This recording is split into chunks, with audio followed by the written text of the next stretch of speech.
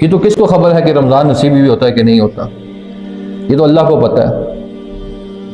آئے دن میرے اور آپ کے دوست احباب میں سے، اہل محلہ میں سے، پڑوس میں سے کتنے ہی افراد ہیں جو عین جوانی کے دنوں میں اللہ کے پاس پہنچ گئے۔ میں نے آپ نے بھی امیدیں رکھی ہیں کل تک، پرسوں تک، رمضان تک، اس کے بعد تک۔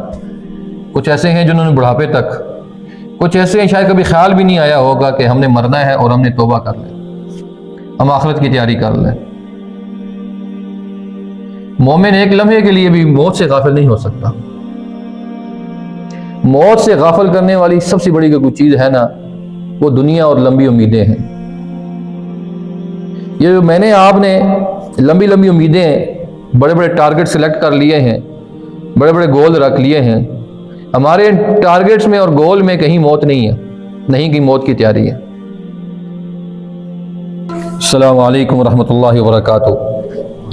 ان الحمد للہ نحمده ونستعینه ونستغفره ونعوذ باللہ من شرور انفسنا ومن سیئات اعمالنا من يهده الله فلا مضل له ومن يضلله فلا هادي له واشهد ان لا اله الا الله وحده لا شريك له واشهد ان محمدا عبده ورسوله اما بعد فان احسن الكتاب كتاب الله وأحسن الهدي هدي محمد صلى الله عليه وسلم وشر الأمور محدثاتها وكل محدثة بدعة وكل بدعة ضلالة وكل ضلالة في النار. قال الله تعالى في القرآن المجيد والفرقان الحميد بعد أعوذ بالله السميع العليم من الشيطان الرجيم بسم الله الرحمن الرحيم كل نفس ذائقة الموت وإنما توفون أجوركم يوم القيامة فمن زحزح عن النار وأدخل الجنة فقد فاز وما الحياة الدنيا إلا متاع الغرور. اللهم صل على محمد وعلى آل محمد كما صليت على إبراهيم وعلى آل إبراهيم إنك حميد مجيد. اللهم بارك على محمد وعلى آل محمد كما باركت على إبراهيم وعلى آل إبراهيم إنك حميد مجيد.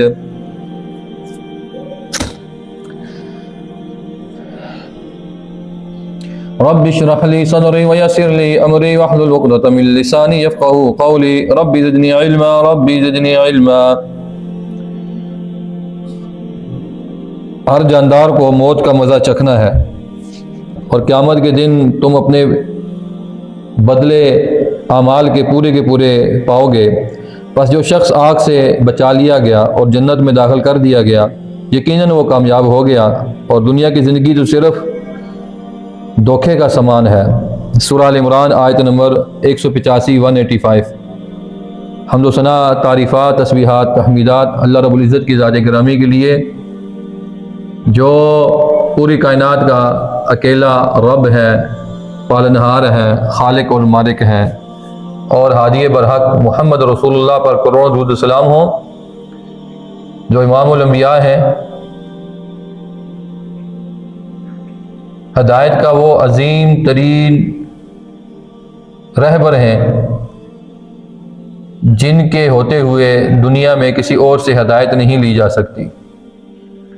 ماہ رجب کا مہینہ ہے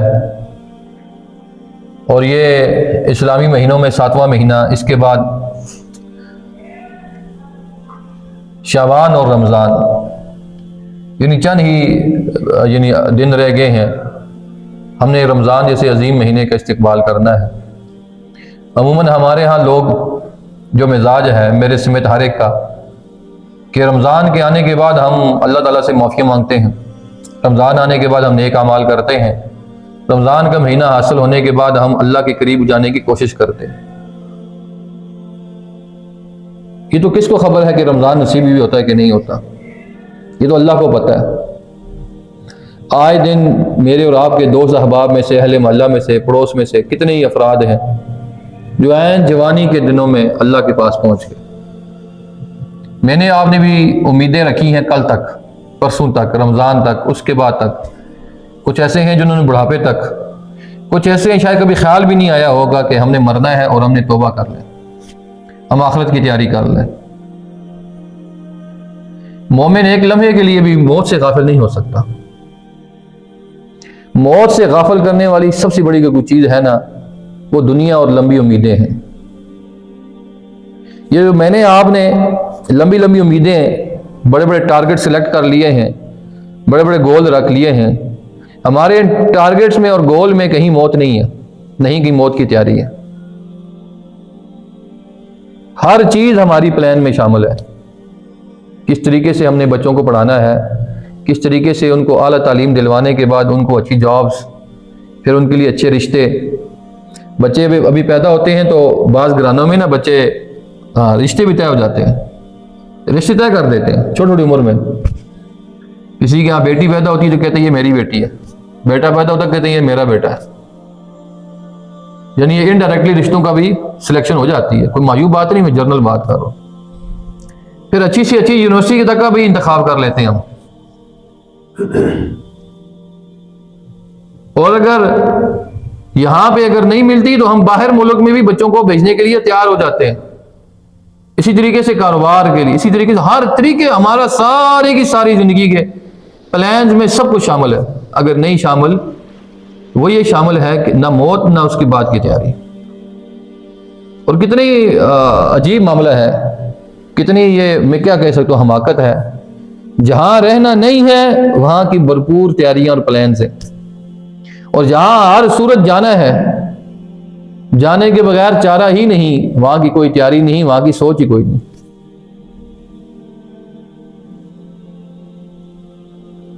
صالحین کیا مشہور مقولہ ہے، وہ یہ کہتے تھے کہ موت تو میں تقریباً دن میں 30 دفعہ پکارتی، کوئی کہتا ہے 50 دفعہ پکارتی۔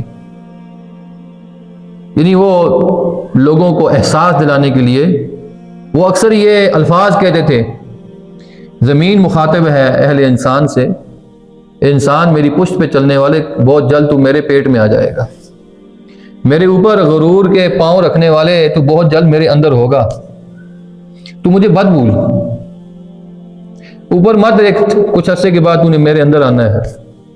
جب تو میرے اندر آئے گا تو سوچ تیرے پاس کیا ہوگا، میرے اوپر تو چل رہا ہے اور بڑے بڑے سوچ اور بڑی بڑی فکر رکھ کے چل رہا ہے، یہ سوچ جب تو میرے اندر آئے گا تو میرے پاس کیا لے کے آئے گا، تو کیوں اس سے غافل ہے؟ اللہ اکبر۔ قرآن پاک میں اللہ تعالیٰ نے ایک واضح دو ٹوک ایک فیصلہ فرما دیا، کل نفس ذائقۃ الموت، کوئی بھی ذی روح جو ہے، جس میں روح ہے نا، اللہ کا یہ فیصلہ ہے کہ اس نے موت کا مزہ چکھنا ہے۔ بلکہ ابھی وہ ماں کے پیٹ ہی میں ہوتا ہے کہ اللہ تعالیٰ نے پیدا نہیں ہوا، دنیا میں نہیں آتا تو اس کی موت کا فیصلہ اللہ نے کر دیا ہوتا ہے۔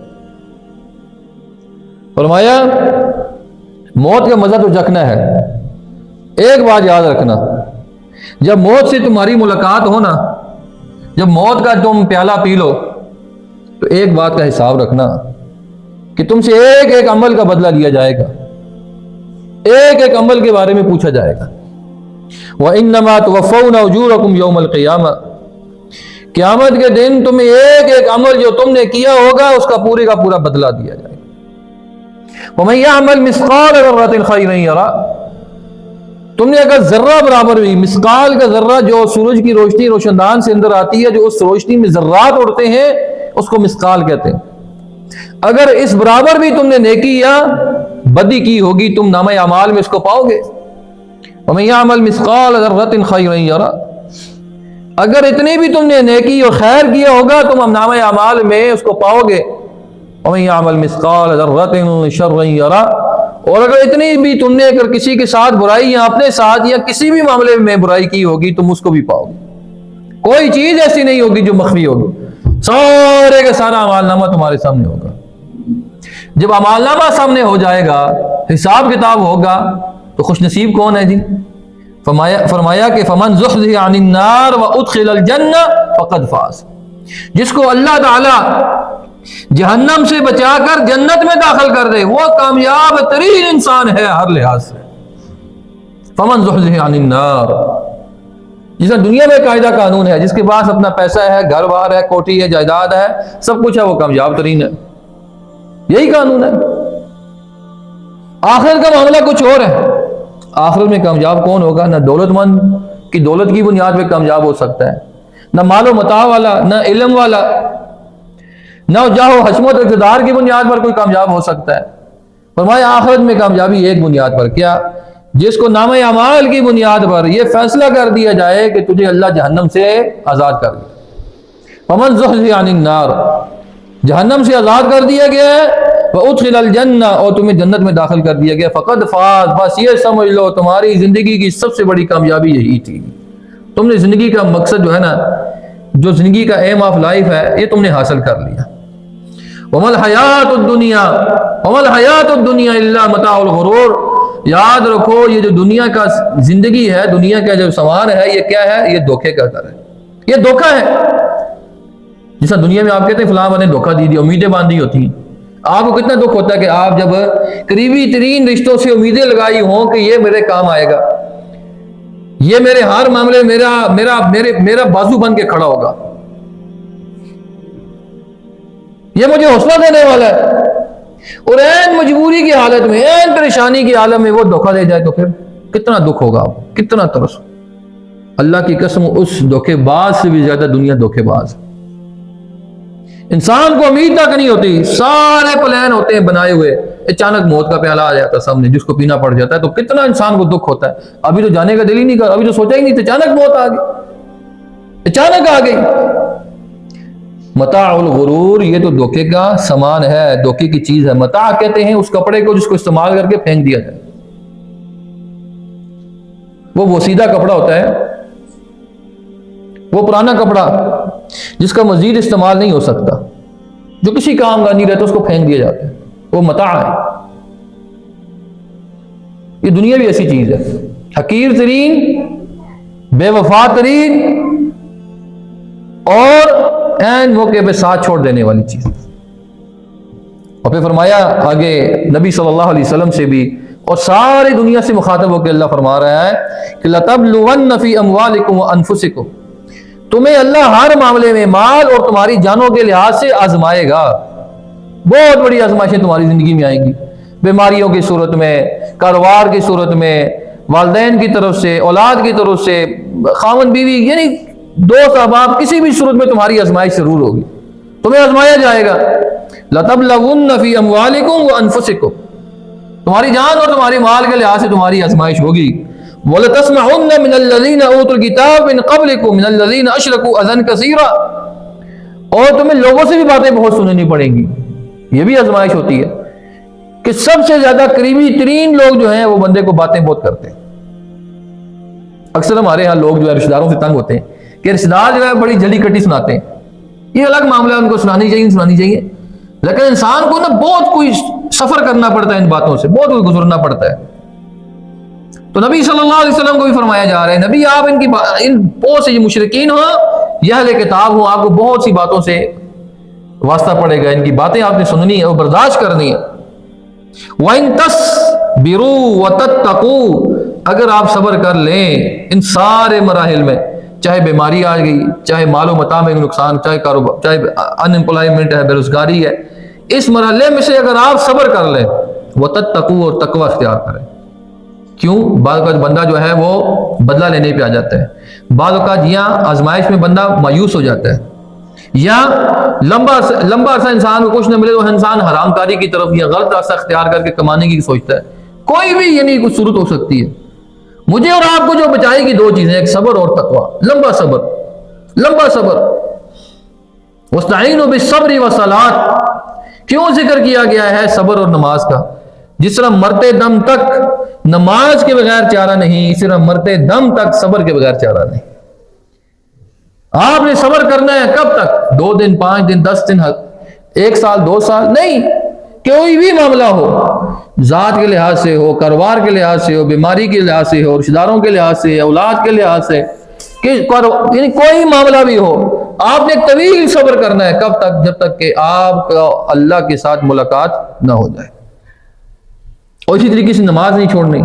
وَاسْتَعِينُوا بِالصَّبْرِ وَالصَّلَاةِ، جب مشکل آئے تب آپ نے صبر کا دامن پکڑنا ہے اور نماز نہیں چھوڑنی.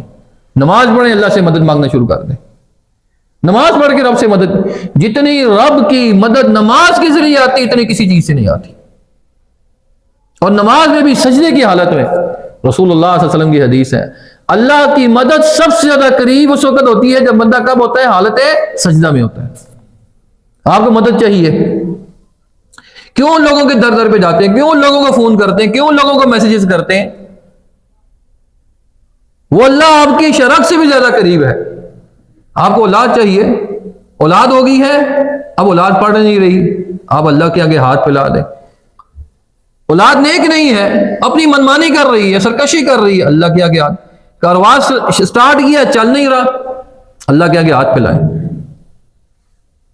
کون سی ایسی چیز ہے جو اللہ کے در سے نہیں ہو سکتی؟ اللہ اکبر. ادھر سے مانگنے کی دیر ہے، عطا کرنے کی دیر نہیں ہے، مانگنے کی دیر ہے. تو مانگو تو صحیح، واللہ آپ کے شرک سے بھی زیادہ قریب ہے. بلکہ جب دعا کرو گے اللہ اور قریب ہو جائے گا، اللہ اور قریب ہو جائے گا. فَإِنَّ ذَلِكَ مِنْ عَزْمِ الْأُمُورِ. صبر اور تقوی اختیار کرنا نا، یہ جو ہے، یہ جو صبر اور تقوی ہے نا، یہ انسان کو کیا کرتا ہے؟ کامیاب کرتا ہے. اور یہی صبر اور تقوی، قرآن کہتا ہے یہ سب سے مشکل ترین اور سب سے عظیم ترین اگر کوئی چیز ہے نا، یہ صبر اور تقوی ہے، معمولی چیز نہیں ہے. تو جہنم سے آزادی یہ بڑی اہم چیز ہے. ساری چیزیں کہ مجھے اللہ تعالیٰ دے دے، جو مجھے، میں وقت کا وزیر اعظم بھی ہوں اور میرے پاس دنیا بھر کی دولت بھی ہو جائے اور یہ ساری چیزیں مجھے جہنم سے نہ بچا سکی، تو مجھ جیسا کائنات کا کوئی بد نصیب بندہ کوئی نہیں. اور میرے پاس کچھ بھی نہ ہو، اور اللہ کی قسم ہے اگر اللہ تعالیٰ کی رحمت کے سبب اگر میں جہنم سے بچ گیا تو مجھ جیسا خوش نصیب بندہ دنیا میں کوئی، ہر انسان کو یہی سوچنا چاہیے. تو سب سے بنیادی چیز جو مجھے اور آپ کو بچانے والی ہے وہ کیا ہے؟ وہ توحید ہے، جو گزشتہ دو جمعہ خطبات المبارک میں نے یہ بات کی تھی. توحید جو ہے نا، توحید یہ مجھے اور آپ کو بچائے گی. عبادہ بن صامت رضی اللہ تعالیٰ عنہ کی حدیث ہے، کہتے ہیں کہ میں نے رسول اللہ صلی اللہ علیہ وسلم سے سنا یہ بات کہ من شہد اللہ الہ الا اللہ، جو شہادت دے اس بات کی کہ اللہ کے سوا کوئی معبود نہیں، وَأَنَّ مُحَمَّدَ الرَّسُولُ اللَّهِ، اور محمد اللہ کے کیا ہے؟ رسول ہے. حرم اللہ علیہ النار، اللہ تعالیٰ کیا کرے گا؟ اس کو جہنم سے آزاد کرتا، اس کو جہنم سے آزاد کر دے گا. جہنم کی آگ اس پہ حرام ہو جائے گی. جو یہ ساری زندگی یہ بات کی گواہی دیتا رہا کہ اللہ کے سوا کوئی معبود نہیں، محمد اللہ کے رسول ہیں، زبان سے اقرار کے ساتھ ساتھ ساری زندگی عمل بھی کرتا رہا، اللہ اس کے اوپر جہنم کی آگ کو حرام کر دے گا. دوسری چیز جو مجھے اور آپ کو بچائے گی کہ جب تک میرے اور آپ کے اندر نہ اخلاص نہیں ہوگا کبھی کسی صورت میں نجات نہیں ہو سکتی. اسی لیے امام بخاری رحمہ اللہ نے، امام بخاری نے صحیح بخاری لکھتے ہوئے سب سے پہلے جو حدیث لے کے آئے وہ اخلاص کے بارے میں لے کے آئے، اخلاص نیت کے بارے میں. آپ برتن میں دودھ بعد میں ڈالتے ہیں، پہلے برتن صاف کرتے ہیں. گھر میں رہائش بعد میں اختیار کرتے ہیں، پہلے گھر کو صاف کرتے ہیں. ایسا ہی ہے، گھر خوبصورت ہوتا ہے، رہنے کا دل بھی کرتا ہے. رات کو بیڈ میں سونے سے پہلے آپ خوبصورت ترین اس کی سیٹنگ کرتے ہیں، تب جا کے آپ جا کے بیڈ میں سوتے ہیں. آج جمعے کا دن تھا تو ہم نے مسجد کی صفائی کی، آپ کی عبادت سے پہلے پہلے مسجد کو صاف ستھرا کیا. یہی معاملہ انسان کے اعمال کا ہی. اعمال کرنے سے پہلے اندر جو ہے آپ نے کیا کرنا ہے؟ اپنے آپ کو صاف کرنا ہے. اپنا من، اپنا قلب، اپنا جو ہے وہ سارے کا سارا تن، اپنی سوچ اور اپنی فکر ساری کی ساری پاک کرنی اور خالص کرنی. کس کے لیے؟ اللہ کی ذات کے لیے. قرآن پاک میں انبیاء کے بارے میں کہا گیا وَمَا أُمِرُوا إِلَّا لِيَعْبُدُوا اللَّهَ مُخْلِصِينَ لَهُ الدِّينَ. حکم دیا گیا ہے وَمَا أُمِرُوا إِلَّا لِيَعْبُدُوا اللَّهَ، کہ عبادت کرے خالص صرف اللہ کے لیے. ہر عمل کرنا ہے تو اللہ کے لیے. آج میں اور آپ دیکھ لیں، شاید ہم نماز روزہ زکوٰۃ جو ہے وہ اپنے لیے کرتے ہیں. حج کا معاملہ دیکھ لیں، ہمارا عمرہ اور حج کیسا ہوتا ہے. کتنے لوگ ہیں عمرے اور حج میں جاتے ہیں لیکن وہ ریاکاری کی بھیڑ چڑھ جاتا ہے. کتنے لوگ صدقات اور خیرات کرتے ہیں، ریاکاری کی بھیڑ چڑھ جاتا ہے. کتنے لوگ جنازوں میں جاتے ہیں، فوتگیوں میں جاتے ہیں، شریک ہوتے ہیں، لیکن ریاکاری کے بھیڑ چڑھ جاتا ہے. کیوں؟ کہ ان کو جا کے دکھانا مقصود ہوتا ہے اگر یہ نہ میں نہ آیا تو یہ ناراض ہو جائے گا. دل میں یہ نیت ہوتی. ہم تیمارداری کے لیے بھی اس لیے جاتے ہیں کہ اگلا ناراض ہو جائے گا. اللہ کی رضا، سنت رسول، یہ شاید یہ گول یا یہ مقصد ہمارا پیچھے ہوتا ہے، پہلے یہ مقصد ہوتا ہے۔ توحید کے بعد اگر مجھے اور آپ کو کوئی کامیاب کر سکتا ہے وہ اخلاص نیت ہے۔ ہر معاملے میں، گھر میں اور آپ کام کریں، آفس میں کام کریں، جو کام کرنا ہے رب کی رضا کے لیے، اللہ مجھے دیکھ رہا ہے۔ رسول اللہ صلی اللہ علیہ وسلم کے زمانے مبارک میں نا ایک بڑا اہم قصہ ہے، یہ جو حدیث ہے امام بخاری لے کے آئے، اسی حدیث کے اندر یہ بات موجود ہے، آپ کے علم میں ہوگی، صرف یاد دہانی کے لیے۔ یہ جو حدیث ہے نا کہ انما الاعمال بالنیات وانما لکل امرئ ما نوی، کہ اعمال کا دار و مدار نیتوں پہ ہے، اور انسان کے لیے وہی کچھ ہے جس کی وہ نیت کرے۔ نیت خالص ہے اللہ کے لیے تو اللہ تعالیٰ اس کو ثواب اجر دے گا، اگر لوگوں کو دکھانا مقصود ہے تو پھر کچھ اجر نہیں ملے گا، بلکہ الٹا کیا ملے گا؟ عذاب ملے گا۔ آگے کیا الفاظ ہے؟ جو ہجرت کرے گا اللہ اس کے رسول کے لیے، تو اس کو اللہ اس کے رسول صلی اللہ علیہ وسلم کی طرف سے بشارات ہیں، اور جو ہجرت کرے اس لیے یا شادی نکاح کرے اس لیے کہ اس کو دنیا حاصل ہو جائے، تو پھر اس کو وہی حاصل ہوگا، اللہ کی رضا حاصل نہیں ہو سکتی۔ نبی کریم صلی اللہ علیہ وسلم کے زمانے مبارک میں جب صحابہ کرام نے مکہ سے ہجرت کی تو ایک خاتون بھی ہجرت کر کے مدینے چلے گی، وہ جو اس کا محبوب تھا وہ مکے میں رہ گیا، اس نے شادی کا ارادہ کرنا چاہا تو اس نے شرط رکھ دی کہ تو بھی پہلے میری خاطر مکہ چھوڑ، جس طرح میں چھوڑ کے آئی ہوں تو مکہ چھوڑ دے، مکہ چھوڑ کے مدینے آئے گا تب میں تیرے ساتھ شادی کروں گی۔ اب اس شخص نے بھی کیا کر دی؟ ہجرت کر دی، مکہ چھوڑ مدینے پہنچا۔ جب مدینے پہنچا تو بحث چھڑ گئی، رسول اللہ صلی اللہ علیہ وسلم تک بات پہنچی، یا رسول ہم نے بھی ہجرت کی، ہم نے بھی گھر بار چھوڑا، اس نے بھی گھر بار چھوڑ دیا، اس نے بھی مکہ چھوڑا، ہم نے بھی چھوڑا ہے، یا رسول اللہ اس میں ہم میں فرق کیا ہے؟ عمل دونوں کا ایک جیسے ہے، وہ بھی مکہ چھوڑ رہا ہے، ہم بھی چھوڑ رہے ہیں، اجر کس کو ملے گا؟ تو پیغمبر صلی اللہ علیہ وسلم فرمائے انما الاعمال بالنیات وانما لکل امرئ ما نوی ومن کان ہجرتہ الی اللہ ورسولہ فہجرتہ الی اللہ والرسول ومن ہجرتہ الی الدنیا او یصیبها او ینکحها امرأة، اور جس نے کوئی ہجرت کی اس لیے کہ اس کو دنیا حاصل ہو، دنیا کے کاروبار کے لوگ جاتے ہیں نا، یورپ جا رہے ہیں، امریکہ جا رہے ہیں، عرب ممالک جا رہے ہیں، کیا وہ ہجرت ہے؟ وہ نقل مکانی ہے، وہ ہجرت نہیں ہے۔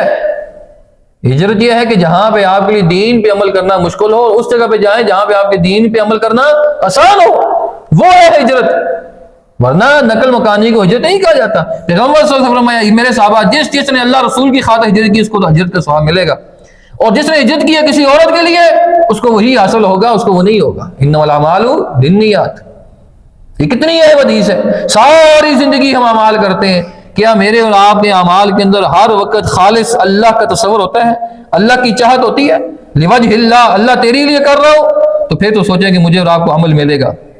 تیسری چیز جو مجھے اور آپ کو بچائے گی وہ دعا ہے، توحید، اخلاص، اس میں بہت ڈیٹیل اور بھی ہے، لیکن الگ الگ ہر موضوع پہ الگ جمعہ بھی پڑھایا جا سکتا ہے، لیکن مختصراً بیان کر رہا ہوں۔ تیسری چیز جو ہے وہ کثرت کے ساتھ دعا کرنی ہے۔ زندگی کا کوئی معاملہ ہو، کوئی بھی مسئلہ پیش آ جائے، کوئی بھی پریشانی ہو، اور سب سے بڑی بات ہے جب ہم دنیا مانگ رہے ہو دعا میں، تو میں یہ نہیں کہتا آپ دنیا نہ مانگیں، دنیا کے ساتھ ساتھ آپ اللہ سے دعا میں آخرت کو بھی ضرور مانگیں۔ قبر کے حساب کتاب کے بارے میں آسانیاں بھی اللہ سے ضرور مانگیں، پل صراط سے گزرتے ہوئے آسانی بھی ضرور مانگیں، اور نامہ اعمال کو دائیں ہاتھ میں ملنے کی دعا بھی ضرور مانگیں۔ واصحاب الیمین ما اصحاب الیمین، کیا دائیں ہاتھ والے، ہائے کیا دائیں ہاتھ والے خوش نصیب۔ واما من اوتی کتابہ بیمینہ فسوف یحاسب حسابا یسیرا، جن قیامت کو ہوگا جس کو نامہ اعمال دائیں ہاتھ میں مل گیا اس کا تو پھر سمجھ لیں حساب کتاب آسان ہو گیا، اور جس بدبخت کو نامہ اعمال اگر مل گیا کس میں؟ بائیں ہاتھ میں، واما من اوتی کتابہ بشمالہ، جس کو بائیں ہاتھ میں مل گیا تو اس کا تو سمجھے ستیہ ناش ہو گیا، وہ برباد ہو گیا۔ تو اللہ تعالیٰ سے دنیا مانگنے کے ساتھ ساتھ اللہ تعالیٰ سے اچھی دنیا مانگیں، اچھی موت مانگیں، اچھا خاتمہ بالایمان مانگیں، اور پھر قبر کے لیے آسانیاں مانگیں، پھر حشر کے لیے آسانیااں مانگیں، پھر جنت میں جانے کے نامہ اعمال میں ہر چیز میں اللہ تعالیٰ سے مانگیں۔ تو دعا جو ہے یہ ضرور کرنی چاہیے۔ قرآن پاک میں اللہ تعالیٰ نے اہل ایمان کی صفات بھی بیان کی ہے کہ والذین یقولون ربنا اصرف عنا عذاب جہنم، کچھ لوگ ایسے جو دن رات دعا مانگتے ہیں اللہ میں آگ کے عذاب سے بچا لے۔ ربنا اصرف عنا عذاب جہنم، کہ اللہ ہم سے آگ کا عذاب دور کر دے، آگ کا عذاب ہم سے دور کر دے۔ اللہ جسے دنیا کی سختیاں دور کر دے، اللہ آخر کی سختیاں، ہائے آخر کی سختیاں، اور دنیا کی سختیاں برداشت ہو سکتی ہیں، آخر کی سختی برداشت نہیں ہو سکتی۔ ہم تو اتنے کمزور ہیں، ہم دنیا کی بھی برداشت نہیں کر سکتے، لہذا اللہ ہمیں دنیا کی بھی بچا، سختیوں سے، آزمائشوں سے، پریشانیوں سے، اللہ ہمیں آخرت کی سختیوں سے، آزمائشوں سے بچائے۔ ان عذابھا کان غراما، بے شک آخرت کا جو عذاب ہے یہ چمٹ جانے والا ہے، یہ بڑا بدترین ہے۔ انہا ساءت مستقرا و مقاما، یہ بڑی ہی بری جگہ ہے، بڑا برا ٹھکانہ ہے، اللہ کی قسم، یہ ہم برداشت نہیں کر سکتے، یہ برداشت نہیں کر سکتے۔ اسی لیے رسول اللہ صلی اللہ علیہ وسلم کی حدیث مبارک سیدنا انس رضی اللہ تعالیٰ عنہ بیان فرماتے ہیں، من سأل اللہ الجنت ثلاث مرات، جس نے 3 دفعہ صدق کے دل سے اللہ سے جنت طلب کی، اللہ تعالیٰ ضرور بالضرور اس کو جنت میں داخل کر دے گا۔ اور جس نے 3 دفعہ پناہ مانگی، کس سے؟ جہنم سے، آگ سے، اللہ تعالیٰ اس کو ضرور بالضرور کیا کر دے گا؟ جہنم سے آزاد کر دے گا۔ تو دعا ضرور مانگا کریں۔ پیغمبر صلی اللہ علیہ وسلم جب تک سلام نہیں پھیرتے تھے نماز میں، جب تک یہ دعا نہ مانگ لیں، اللہم انی اعوذ بک من عذاب جہنم واعوذ بک من عذاب القبر، اللہ مجھے آگ کے عذاب سے بچا لے، اللہ قبر کے عذاب سے بچا لے، جہنم کے عذاب سے بچا لے۔ تو یہ دعا کثرت سے پڑھا کریں۔ چوتھی چیز جو مجھے اور آپ کو بچائے گی جہنم سے اور دنیا ہماری اچھی کرے گی، وہ تقویٰ ہے، اللہ سے ڈر۔ ہر معاملے میں نا آپ اللہ سے ڈریں۔ جس دن سکول میں پرنسپل آیا ہو، جس دن کمپنی کا باس آیا ہو، یا آپ کے سامنے ہو، یا آپ کام کر رہے ہیں، سامنے کیمرے لگے ہو، آپ گاڑی موٹر وے پہ ڈرائیو کر رہے ہیں یا واقع اندر، تو کوئی کسی اور طریقے سے ڈرائیو کرتے ہیں، باہر جی ٹی روڈ پہ کہیں اور طریقے سے، کیوں؟ وہاں پہ کوئی دیکھ نہیں رہا تو یہاں پہ کوئی دیکھ رہا ہوتا ہے۔ بے نہیں مومن ہر معاملے میں، وہ اکیلا ہو یا محفل میں، جلوت میں یا خلوت میں، وہ ہر معاملے میں یہ تصور ذہن میں رکھتا ہے کہ مجھے کوئی ذات دیکھ رہی ہے۔ ہر معاملے میں تم جہاں کہیں بھی ہو اللہ سے ڈرو، ٹھیک ہے؟ جس حال میں بھی ہو اللہ سے ڈرو، کوئی بھی نہ دیکھے، اکیلے ہیں پھر بھی آپ کو تصور اللہ کا ہونا چاہیے۔ اور آج کتنی بڑی بد نصیبی ہے، ہم گناہ وہاں کرنے کی تلاش میں کرتے ہیں جہاں پہ ہم کہتے ہیں کوئی دیکھے نہ، یہ نہیں سوچتے وہیں تو سب سے زیادہ میری ذات اللہ کی دیکھ رہی ہے، بلکہ اللہ تو ہر جگہ دیکھ رہی ہے۔ لوگوں سے شرم کر لیتے ہیں، اللہ سے شرم نہیں کرتے، لوگوں سے چھپتے ہیں، اور جس کے سامنے ہم نے جانا ہے، سارے اعمال جو ہمارے کھول کے سامنے رکھے گا اسے ہم نے شرماتے نہیں ہیں، تو کون بڑا ہوا پھر؟ نعوذ باللہ، کون سی بڑی ذات ہے جسے ہمیں حیا کرنی چاہیے؟ اللہ کی ذات بڑی ہے جسے حیا کرنی، اللہ سے حیا نہیں، اللہ کا ڈر نہیں، لوگوں کا ڈر زیادہ ہے۔ تو تقویٰ یہ ہے کہ سب سے اللہ کا ڈر ہو جائے۔ جب اللہ کا ڈر ہو جائے تو پھر کیا ہوگا؟ میرے اور آپ کے اعمال کی اصلاح خود بخود اصلاح ہو جائے گی، پھر کسی مسئلے کی ضرورت نہیں، کسی سمجھانے کی ضرورت نہیں، پھر ہمارے سارے کام، چاہے کاروبار ہو، چاہے بزنس ہو، چاہے گھر کے معاملات ہوں، جس کے دل میں تقویٰ ہوگا، کسی کے ساتھ ظلم و زیادتی کرے گا، کسی حق مارے گا۔ شوہر پھر کبھی مہر روک نہیں سکتا، ظلم و زیادتی نہیں کر سکتی، عورت کبھی اولاد اور خاوند کی حق تلفی نہیں کر سکتی، اولاد والدین کی نافرمانی نہیں کر سکتی، والدین کبھی عدل و انصاف کا دامن چھوڑ نہیں سکتے، کیوں؟ دل میں تقویٰ ہے نا، اللہ کا ڈر ہے۔ پھر کاروباری بندہ، پھر دودھ فروش، جب اس کے دل میں تقویٰ ہے کہ مجھے رب دیکھ رہا ہے، مجھے بتائیں وہ کیسے پھر خرابی کر سکتا ہے؟ ریڈی والا کیسے غلط چیز دیکھ سکتا ہے جب تقویٰ دل میں ہو؟ تو تقویٰ ہر اہل ایمان کے دل میں ہر وقت موجود ہونا چاہیے، چاہے وہ مرد ہو، چاہے وہ عورت ہو، چاہے وہ بچہ ہے، چاہے وہ بوڑھا ہے، تقویٰ دل میں ہو کہ مجھے رب دیکھ رہا ہے۔ تقویٰ کا مفہوم کیا ہے؟ ابی بن کعب رضی اللہ تعالیٰ عنہ، سیدنا عمر جب سوال جواب ہوئے، انہوں نے تشریح یہی فرمائی، تقویٰ ایسے ہے کہ امیر المومنین کبھی آپ جنگل سے گزرے ہیں، خاردار جھاڑیوں سے کبھی گزرے ہیں؟ ہاں گزرے۔ کہا کیسے گزرتے ہیں؟ کہا اپنا دامن سمیٹ کر، اپنے آپ کو بچا کر، بڑے ہی یعنی بچا کر گزرتے ہیں، کہیں جھاڑیوں سے میرا دامن قمیض کا الجھ کر پھٹ نہ جائے۔ فرمایا بس یہی حال تقویٰ، دنیا میں اس طرح بچا کے تم نے گزرنا ہے، یہی تقویٰ ہے۔ خواہشات نفس سے اپنے آپ کو بچانا، دنیا کے فتنوں سے بچانا، پریشانیوں سے بچا کر اپنے آپ کو گزارنا زندگی۔ ہر لمحے آپ کو گناہ جو ہے وہ دعوت دے رہا ہوگا، ہر لمحے آپ کو برائی جو ہے اپنی طرف اٹریکٹ کر رہی ہوگی، ہر لمحے آپ کو حرام منہ کھولے آپ کی طرف آ رہا ہوگا، ہر لمحے کبھی کیا چیز آپ کو برائی کی طرف بلا رہی ہوگی، کبھی کیا چیز آپ کو دعوت گناہ دے رہی ہوگی۔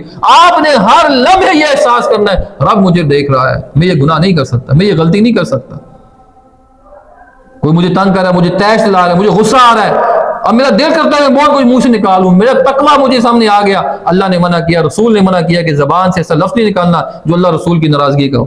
تقویٰ میری زبان کو کنٹرول کر لے گا، میرے منہ سے گالی نہیں نکلے گی، دعا نکلے گی۔ پھر تقوی والا بندہ کبھی گالی دے سکتا ہے؟ تقوی والا بندہ جھوٹ بول سکتا ہے؟ تقوی والا بندہ محفل سے جی دوست یار شروع ہو گئے اب کیا غیبت کرنے کو، تقوی والا بندہ غیبت نہیں کر سکتا۔ اس کو پتا ہے کہ قرآن میں کہا گیا جو غیبت کرتا ہے وہ اپنے مردہ بھائی کا گوشت کھاتا ہے، میں غیبت نہیں کروں گا، خاموش ہو جاؤں گا۔ تقوی والا بندہ لگائی بجائی کسی کی بات دوسرے کو بتا سکتا ہے؟ تقوی والا بندہ اپنی آنکھ سے زنا کر سکتا ہے، اپنے کانوں سے برائی سن سکتا ہے؟ تقوی والا بندہ اپنے دل کے اندر کوئی غلط خیال لا سکتا ہے؟ نہیں لا سکتا۔ تو تقوی جو ہے یہ میری دنیا بھی اچھی کرے گا، میری آخرت بھی اچھی کرے گا۔ تو تقوی کے بغیر جو ہے یہ زندگی دنیا بھی کامیاب ہے اور آخرت بھی کامیاب ہے۔ ابو ہریرہ رضی اللہ عنہ کا بیان ہے، رسول اللہ صلی اللہ علیہ وسلم سے پوچھا گیا کون سی چیز لوگوں کو سب سے زیادہ جنت میں پہنچائے گی؟ کہ نبی صلی اللہ علیہ وسلم آپ بتائیں کون سی ایسی چیز ہے، صفت ہے جو لوگوں کو سب سے زیادہ جنت میں لے کے جائے گی؟ تو نبی صلی اللہ علیہ وسلم نے فرمایا سب سے زیادہ جو چیز ہے جنت میں لے کے جائے گی وہ کیا ہے؟ اللہ کا ڈر اور اچھا اخلاق۔ کیا ہے؟ تقوی اللہ و حسن الخلق، اللہ کا ڈر، اللہ کے ساتھ معاملات ٹھیک، اور اچھا اخلاق، لوگوں کے ساتھ تعلقات اچھے۔ دو چیزیں فرمایا یہ جنت میں لے جانے کا سب سے بڑا ذریعہ ہے۔ تقوی کو بد اخلاق نہیں کرتا، تقوی بلکہ آپ کا اخلاق اور اچھا کرتا ہے۔ پیغمبر صلی اللہ علیہ وسلم کی حدیث کیا ہے؟ دو چیزیں جنت میں لے کے جائیں گی، ایک تقوی، ٹھیک ہے، تقوی اللہ و حسن الخلق، اور دوسرا کیا ہے؟ آپ کا اچھا اخلاق۔ اور پھر پوچھا گیا اے اللہ کے نبی صلی اللہ علیہ وسلم کون سی چیز جو ہے وہ جہنم میں لے کے جائے گی؟ سب سے زیادہ لوگوں کو جہنم میں لے جانے والی چیز کیا ہے؟ فرمایا والفم والفرج، ایک منہ اور شرمگاہ۔ استغفر اللہ، منہ کا غلط استعمال، ہر وقت چغلی، غیبت، برائی، غصہ، پتہ نہیں منہ سے جو کچھ آتا ہے تو فخراً کہتے ہیں میرے منہ سے میں تمہیں وہ سناؤں گا تمہیں یاد رکھو گے، مجھ سے سننا لینا، اور کیا کیا ہم منہ سے نہیں کہتے۔ اللہ کے نبی صلی اللہ علیہ وسلم کی حدیث مبارکہ ہے ایک انسان کے اعمال جو ہیں وہ جنت والے ہوتے ہیں، سب کچھ ٹھیک ہوتا ہے، لیکن زبان سے ایک لفظ نکالتا ہے اس کو وہ معمولی سمجھتا ہے، اللہ کے ہاں وہ بہت سخت ہوتا ہے، وہ جہنم میں چلا جاتا ہے۔ اور ایک انسان منہ سے لفظ نکالتا ہے اس کو معمولی سمجھتا ہے، لیکن اللہ کی رضا کا اتنا بڑا سبب ہوتا ہے کہ اللہ اس کو جنت میں داخل کر دیتے ہیں۔ تو سوچ لیں کہ دن میں ہم کیسے الفاظ بولتے ہوں گے دن رات، جو بات ہو سکتا ہے کہ اللہ کی رضا کے ہوں اور خدا نہ خاص ہو سکتا ہے اللہ کی ناراضگی کے ہوں۔ تو مجھے اور آپ کو جو لے کے جائے گی نا جو چیز جنت میں، تو وہ بھی دیکھ لینی چاہیے، اور جو چیز مجھے آپ کو جہنم میں لے کے جائے گی نا وہ سب سے جو اہم چیز ہے وہ کیا ہے؟ وہ ہمارا منہ ہے، اور دوسری چیز کیا ہے؟ وہ شرمگاہ ہے۔ نوجوان طبقہ ہے اور سب کو پتہ ہے کہ آج ہمارے معاشرے میں کس قدر برائی جو ہے عام ہو چکی ہے، عام ہو چکی ہے۔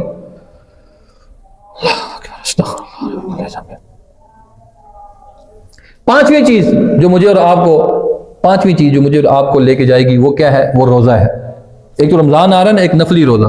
پیغمبر صلی اللہ علیہ وسلم نے فرمایا کہ من صام یوما فی سبیل اللہ، جس نے روزہ رکھا ایک دن اللہ کی رضا کے لیے، جعل اللہ بینہ و بین النار خندقا کما بین السماء والارض، اللہ تعالیٰ اس کے اور جہنم کے درمیان اتنا فاصلہ پیدا کر دے گا، اتنی چوڑی خندق پیدا کر دے گا جتنی زمین و آسمان کا فاصلہ ہے۔ کثرت سے نفلی روزے رکھنا پیر و جمعرات کو، یہ انسان کو جہنم سے بچانے کا ذریعہ ہے۔ اور ساتویں چیز، اللہ تعالیٰ مجھے اور آپ کو اس پہ عمل کرنے کی توفیق دے، تکبیر اولیٰ کے ساتھ 40 دن تک جو شخص نماز پڑھے گا اللہ تعالیٰ اس کو کیا کر دے گا؟ جہنم سے آزاد کر دے گا۔ رسول اللہ صلی اللہ علیہ وسلم کی حدیث مبارکہ ہے کہ فرمایا کہ جس شخص نے اللہ کی رضا کے لیے 40 دن تک تکبیر اولیٰ کے ساتھ نماز پڑھی، دو چیزوں سے اللہ تعالیٰ اس کو کیا کر دے گا؟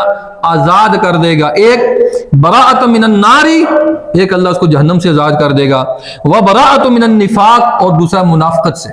بہت بڑی چھپی ہوئی چیز ہے دلوں میں منافقت، نفاق جو ہے نا۔ جب میں اور آپ 40 دن لگاتار جماعت کے ساتھ نماز پڑھیں گے نا، اللہ تعالیٰ مجھے اور آپ کو کیا کرے گا؟ دو خوشخبریاں پیغمبر صلی اللہ علیہ وسلم کی زبان مبارک سے، ایک تو اللہ اس کو جہنم سے آزاد کر دے، اور کوئی مشکل تو نہیں ہے، ٹھیک ہے۔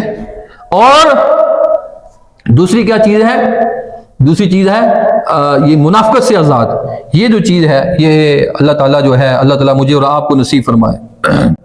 اور پھر سامعین محترم، اللہ کا ڈر کبھی دل میں لا کر رونا، یہ بھی سب سے بڑی وجہ ہے مجھے اور آپ کو جہنم سے آزاد کرنے کی۔ کہ کبھی کبھی خیال آئے بیٹھے بیٹھے، جسے ہم دنیا کی بہت سے خیالات دل میں لاتے ہیں، کبھی کبھی اپنے گناہوں کو یاد کر کے رو لیا کریں، اللہ کی عظمت اور کبریائی کا تصور لا کے رو لیا کریں۔ یہ بھی جو چیز ہے جہنم سے آزاد کرتی ہے۔ رسول اللہ صلی اللہ علیہ وسلم کی حدیث ہے کہ فرمایا دو ایسے قطرے ہیں، دو ایسے قطرے جو زمین پہ بعد میں گرتے ہیں، پہلے اللہ تعالیٰ ان کی وجہ سے جہنم کی آگ کو حرام کر دیتا ہے۔ ایک میدان جہاد میں جو جسم پہ تیر یا گولی لگنے سے اللہ کی راہ میں لڑ رہے ہیں، وہ جو خون کا قطرہ نکلتا ہے، اور دوسرا جو اللہ کو یاد کر کے آنکھ سے نکلتا ہے، جو آنکھ سے نکلتا ہے نا، اللہ تعالیٰ کیا کرتا ہے، اس بندے کو جہنم سے آزاد کر دیتا ہے۔ اللہ تعالیٰ سے دعا ہے اللہ تعالیٰ مجھے اور آپ کو صحیح معنوں پہ دین پہ عمل پیرا ہونے کی توفیق نصیب فرمائے۔ کچھ اور اہم نکات بھی ہیں، وہ بھی بیان کریں گے۔ اس میں ایک نکتہ ہے، وقت مجھے پتہ ہے وقت ضرور پورا کرنا چاہیے، لیکن آخری ایک بات جو ایک جہنم سے آزاد کرنے کی سب سے اہم چیز ہے، میں اور آپ اولاد والے ہیں، اور اکثریت کی اولاد میں بیٹیاں بھی ہیں، تو رسول اللہ صلی اللہ علیہ وسلم کی خوشخبری ہے کہ فرمایا جو بیٹیوں کی پرورش کرتا ہے، بیٹیوں کی پرورش یا بیٹیوں کی وجہ سے آزمایا گیا، کتنی، 2 بیٹیاں یا 3 بیٹیاں یا 2 بہنیں، 3 بہنوں کی وجہ سے آزمایا گیا۔ حدیث کے الفاظ کیا ہیں کہ من ابتلی من هذه البنات بشیء فاحسن، کہ فرمایا جس شخص کو ان بیٹیوں کی وجہ سے کسی بھی طریقے سے آزمائش میں ڈالا گیا اور پھر ان سے اچھائی کرے، ان کی اچھی تربیت کرے اور اچھی جگہ ان کی شادی کرے، اللہ تعالیٰ اس کا یہ عمل بھی جہنم سے آزاد کرنے کا سبب بن جائے گا۔ اللہ تعالیٰ مجھے اور آپ کو یہ جو اعمال بتائے ہیں، اللہ تعالیٰ ان پہ عمل کرنے کی توفیق نصیب فرمائے، اور اللہ ہمارے اتنے اعمال نہیں ہیں، بس تو اپنی رحمت سے ہمیں جہنم سے آزاد کر دے۔ اللہ تعالیٰ میرے اور آپ کے سب کے حال پہ رحم فرمائے، اور اللہ تعالیٰ ہماری نیکیوں کو قبول فرمائے، گناہوں کو معاف فرمائے۔ وآخر دعوانا الحمدللہ رب العالمین۔